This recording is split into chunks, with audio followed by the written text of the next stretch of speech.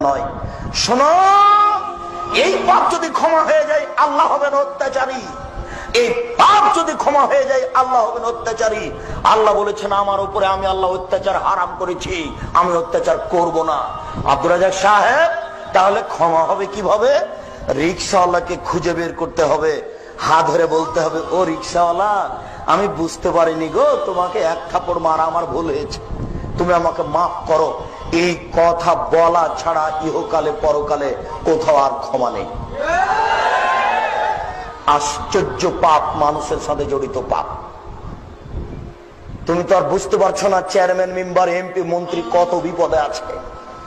তারা যদি বিপদ বুঝতে পারতেন তাহলে জনগণের সামনে হাত জোড় করে বলতেন, জনগণ আমার ভুল হয়েছে, জনগণ আমার ভুল হয়েছে। আমার গাজীপুর বাজারে আমার বাপের 1 শতক জমি আছে, ওখানে আমি একটা দোকান করে বাকি জীবন খাবো, আমি দায়িত্ব পালন করবো না, আমি চলে গেলাম। উনি বুঝতে পারছেন এটা কত কঠিন। কি করে? একটু। কি করে? একটু। কিভাবে? একটু। 1 বস্তা গম ছিল জনগণের, আর 1 বস্তা গম ছিল তার বাপের। তো ওখান থেকে কিছু গম এদিকে চলে এসেছে। না না না, কিছু নয়, 100 না, 100 নয়, একটা গম 10-এর এদিকে চলে এসেছে। চেয়ারম্যান সাহেব দেখলেন যে 10-এর গমের মধ্যে থেকে একটা গম আমার ভিতরে চলে আসলো। চেয়ারম্যান সাহেব গমটা ওইদিকে করলেন না, এবার তিনি হজ করতে চলে গেলেন। হজ করতে গিয়ে কাবা ঘরের গিলাপ ধরে কাঁদছেন, আল্লাহ আমার ভুল হয়েছে, মাফ করো। আল্লাহ কিছু গম আত্মসাৎ হয়েছে, তুমি মাফ করো। এইভাবে কাঁদতে যদি থাকেন, এক পর্যায়ে আল্লাহ বলবেন, ও চেয়ারম্যান সাহেব, আরে জেনা ছিল আমার ব্যাপার, যত বড় পাপ হোক না কেন।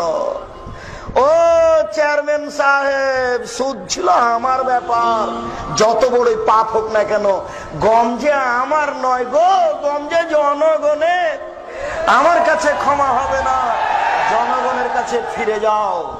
বুখারী, মুসলিম, আল্লাহ রাসূল বলেছেন, যে দায়িত্বশীল যত বড় গাদ্দার, ধোঁকাবাজ, প্রতারক, তার পিছনে পতাকা হবে তত বড়। হেডমাস্টারকে গিয়ে ছেলেটা বলছে, স্যার আমার ভর্তির জন্য 3000 টাকা রাখেন। তো 3000 টাকার 2000 টাকা রেখে 1000 টাকা পকেটে করে নিয়ে মাছ কিনে বাড়ি চলে গেল। ও হেডমাস্টার সাহেব, বুঝতে পেরেছেন এটা কত বড় জটিল? বাকি জীবন আর ক্ষমা হবে না। আমি বুঝাতে পারছি না মনে হয়, বাকি জীবন আর ক্ষমা হবে না। এটার পথ কি এটা একটু বলবো, কিন্তু পাপ এত জটিল, আপনাকে আমি কি দিয়ে বুঝাই? এইটা আপনার বাপের জমি, 62, 72 জমি জরিপ আছে, নিখুঁত জমি, ওখানে আপনি আলু চাষ করেছেন। আলু চাষ করে এই গাজীপুর বাজারে বড় আলুগুলি মুখের উপরে রেখে মাত্র 5 টাকা ঠগে বিক্রি করলেন। এখন ক্ষমা নেন দেখি। কিয়ামত পর্যন্ত কাঁদলে ক্ষমা হবে না। যত মানুষকে ঠগে আলু বিক্রি করেছেন সবার কাছে টাকা ফেরত দিতে হবে। গরু জবে করেন, বিক্রি করেন, গোস্ত গরু জবে করেন, বিক্রি করেন, দিনে কোটি টাকা ইনকাম করেন, তাতে আসে যায় না। কিন্তু প্রত্যেক দাঁড়িতে 50 করে গোস্ত কম দিয়েছেন, এবার ক্ষমা নেন দেখি। বুঝাতে পারলাম না? যে না, যত বড়ই পাপ হোক না কেন, এখনই যদি আল্লাহকে বলেন, চোখের পানি ফেলে, আল্লাহ আমার ভুল হয়েছে, আমাকে মাফ করো, একবার বললেই ক্ষমা হয়ে যাবে ইনশাআল্লাহ। 100বার আপনি কেঁদে বলেন সেটা ভিন্ন কথা, এটা আল্লাহর সাথে জড়িত পাপ ক্ষমা করা সহজ। শুনুন সম্মানিত উপস্থিতি, আমরা আব্দুর রাজ্জাক সাহেবের মুখে শুনেছি অজু করে নামাজ পড়তে হয়, পানি নেই, তায়াম্মুম করে নামাজ পড়তে হবে, মাটি নেই। বিনা অজুতে বিনা তায়াম্মুমে নামাজ পড়তে হবে। কেবলার দিকে মুখ করে নামাজ পড়তে হয়, কেবলা বোঝা যায় না, এমনিতে নামাজ পড়তে হবে। শত্রু তাড়া দিয়েছে, দৌড়িয়ে চলে যাচ্ছি, এই অবস্থাতে নামাজ পড়তে হবে। গাড়িতে দাঁড়িয়ে আছি, ঠেলে ঠেল মানে না, এইভাবে হাত উঁচু করে শিকল ধরে আছি, নামাজের টাইম হয়ে গেছে, এইভাবেই নামাজ পড়তে হবে। দাঁড়িয়ে নামাজ পড়তে হয়, বসে দাঁড়িয়ে থাকা যায় না, বসে থেকে পড়তে হবে। বসে থাকা যায় না, শুয়ে থেকে পড়তে হবে। পরিষ্কার কাপড় পরে সালাত আদায় করতে হয়, পরিষ্কার কাপড় নেই, যেই কাপড়ে পেশাব পায়খানা লেগে আছে এই কাপড় পরেই সালাত আদায় করতে হবে। পরিষ্কার অপরিষ্কার কোনো কাপড়ই নেই, উলঙ্গ হয়ে আছেন, উলঙ্গ অবস্থাতেই সালাত আদায় করতে হবে। কথার কথা বলা হয়েছে আফগানিস্তানে, ইরাকে, মুসলিম দেশে মার্কিন সৈন্য ঢোকে, মুসলিম নারীকে ধরে নিয়ে এসে 10 জন 12 জন ধর্ষণ করে, এরপরে পরনের কাপড় খুলে নিয়ে উলঙ্গ অবস্থায় হাঁটতে বাধ্য করে তাদের সামনে।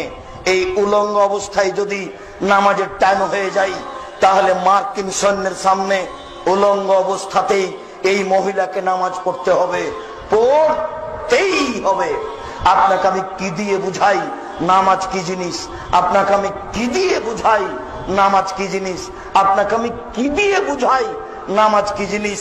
একটা আশ্চর্য ইবাদত যে মানুষের কোনো অসুবিধা বুঝে না, একটা আশ্চর্য ইবাদত যার কোনো বদল বিকল্প চলে না।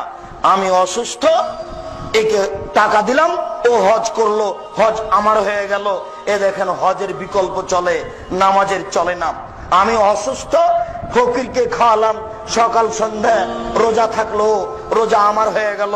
এ দেখেন রোজার বিকল্প চলে, নামাজের বিকল্প চলে না।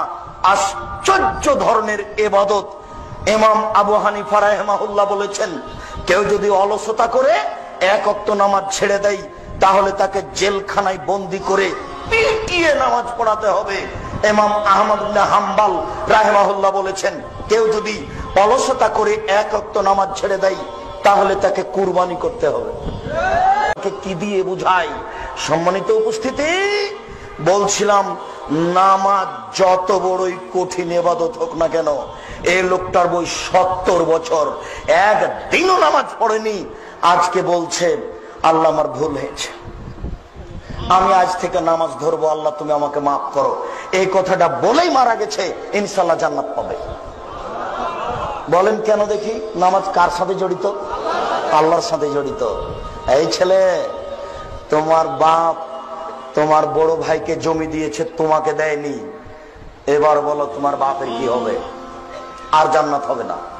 শুনুন, বাংলাদেশের নোংরা নীতি, প্রায় পরিবারে তোমার বাপের 90 শতক জমি, তুমি আর তোমার 2টা বোন, বা তুমি আর তোমার 1টা বোন, বলতো তোমার বাপ মরার পরে 60 শতক নিবা তুমি, আর 30 শতক নিবে তোমার বোন। তো এই 30 শতক কি তোমার কাছে একদিন থাকার অনুমতি আছে? তো বছর বছর আছে কেন? বুঝাতে পারলাম না কথা মনে হয়। আগামীকাল সন্ধ্যা হতে হতে বোনের ভাগ দিতে হবে, তারপরে কোনো কথা আছে? গাজীপুর শহরে বাপের জমি আছে, তাতে কি হবে? প্রয়োজনে ভিক্ষা করে খাবো, বোনের জমি খাবো না। আপনি বুঝতে পারছেন না। আপনাকে আমি একটা বাক্য বুঝাতে পারিনি। আল্লাহ রসুল বলেছেন, মানুষের মরণ যেভাবে মানুষকে খুঁজে, মানুষের রুজি মানুষকে সেভাবে খুঁজে, মানুষের মরণ যেভাবে মানুষকে খুঁজে, মানুষের রুজি মানুষকে সেভাবে খুঁজে। মরণ কাউকে ধরেনি, 1000 বছর থেকে পড়ে আছে। এইটা কি ঘটেছে?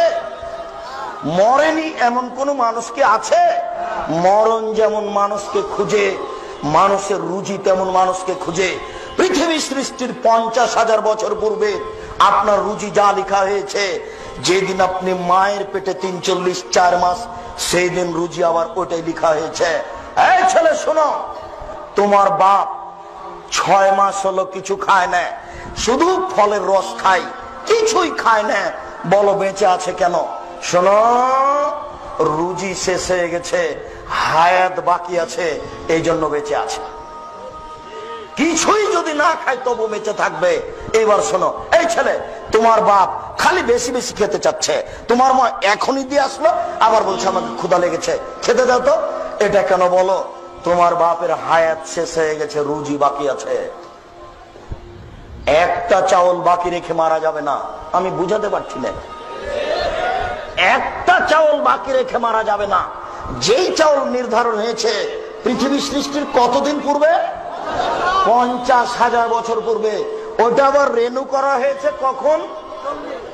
মায়ের পেটে যেদিন 43-4 মাস, সেই দিন আবার লেখা হয়েছে। শুনুন, আগামীকাল সন্ধ্যা হতে হতে বোনের ভাগ দিবেন, তাহাজ্জুদ পড়ে জান্নাত কেনার চেষ্টা করিয়েন না।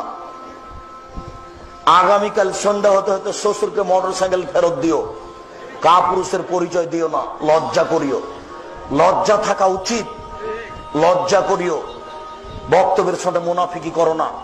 আব্দুর রাজ্জাক সাহেব, বুঝতে পেরেছি মানুষের সাথে জড়িত পাপ